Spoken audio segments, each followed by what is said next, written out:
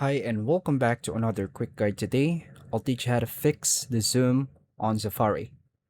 If web pages appear too large or too small in Safari, the zoom level may have been changed accidentally.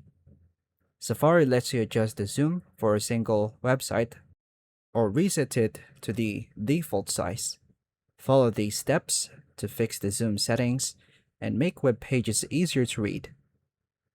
To begin, open the Safari app on your iPhone. Visit the web page where the zoom appears incorrect.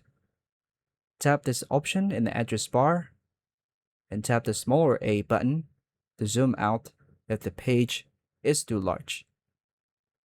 Tap the larger A button to zoom in if the page is too small.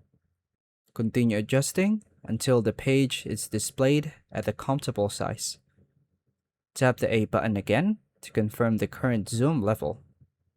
Open the Settings app if the issue affects multiple websites. Then scroll down and tap Apps. Then tap Safari. Tap the page zoom. Choose 100% to restore Safari's default zoom level. And choose another preferred percentage. Now return to Safari and reload the web page to apply the updated zoom setting.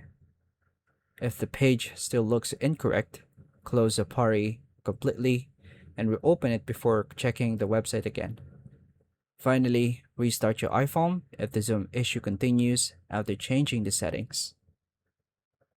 And that's all for now, folks. Thank you for watching.